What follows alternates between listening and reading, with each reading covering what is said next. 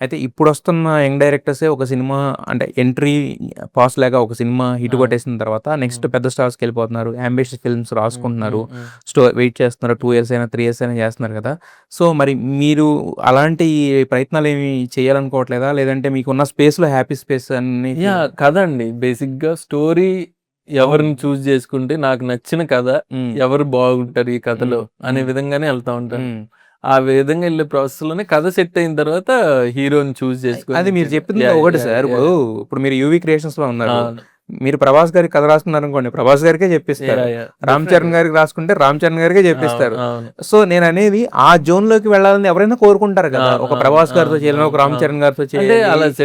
అలా చేయాలంటే కథ సెట్ అవ్వాలి. ఆ మ్యాగ్నమ్ స్పేస్‌లో అంటే పెద్దదిగా ఇది కనపడితే అవును. సెట్ అయిన రోజు డెఫినెట్ గా చెప్తా. నేనే అడుగుతా యూవీ క్రియేషన్ అడుగుతారు. నేను అనేది అదే. ఇప్పుడు ఎందుకంటే నాన్నగారు ఇప్పుడు మురళి గారి అవి చూస్తే గనక ఒక పెద్ద ఇదిలోనే ఉండే స్పెక్ట్రమ్‌లోనే. మీరు చేసిన అంటే వెంకటాద్రి ఎక్స్‌ప్రెస్ ఈ రోజు చూస్తే చిన్న సినిమా ఏమో గానీ అప్పట్లో ఆ ట్రైన్‌లు అదంతా పెద్ద సెటప్పే కదా! సో నేననేది with the help of them అంటే ఏమి అలాంటిది జోన్‌లోకి వెళ్ళాలని ఉంటది కదా! ఎవరికైనా. డెఫినెట్ గా ఉంటదండి. నేను చెప్పేది అదే. అంటే కైండ్ ఆఫ్ ఇప్పుడు ప్రభాస్ అన్నకి ఒక కథ సెట్ అయింది. నేను ఇది చేయగలను ప్రభాస్ గారితో అని అనుకున్నప్పుడు డెఫినెట్ గా చరణ్ గారైనా ప్రభాస్ బట్ అది మొదలు పెట్టాలి కదా అంటున్నా. అది ఎక్కడో చోటన మనకు అనిపిస్తుంది కదా. అది కథ వచ్చినప్పుడే అనిపిస్తుంది. అంటే పాయింట్ తట్టాలంటారు. అంతే. కరెక్ట్. ఆ పాయింట్ తట్టి ఇది చెయ్యొచ్చు అన్నప్పుడు డెఫినెట్ గా అడుగుతా. సో మరి మీ డైరెక్షన్ సారీ మీ రైటింగ్ టీమ్ ఎవరు ఉంటారు? మీరే ఉంటారా? లేకపోతే అందరితో కలిపి కూర్చొని? లేదండి, నేను దావూద్ అని అవును. స్క్రీన్ ప్లే స్క్రిప్ట్ ఉంటారు. ఆయన జిఆర్ మహర్షి అని మా నాన్న ఫ్రెండ్. తను డైలాగ్స్ లో వాటిలో ఇన్వాల్వ్ అవుతా ఉంటారు. మా నాన్నగారికి ఏమన్నా చెప్పడం గానీ? నాన్న ప్రతి కథ చెప్తా ఉంటాను.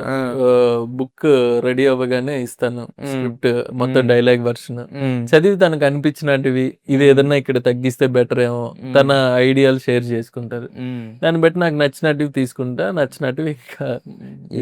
అయితే ఇప్పుడు మీరు ఫస్ట్ చూస్తే వెంకటాద్రి ఎక్స్‌ప్రెస్ చేశారు. దాని తర్వాత పెద్ద సినిమాలకి వెళ్ళారు. మళ్ళీ తర్వాత ఏమో సడన్ గా లైక్, షేర్, సబ్స్క్రైబ్‌కి వచ్చారు. మళ్ళీ కొరియన్ కనకరాజుకి వెళ్తున్నారు. మధ్యలో ఏక్మినికి మీరు కథ ఇచ్చారు.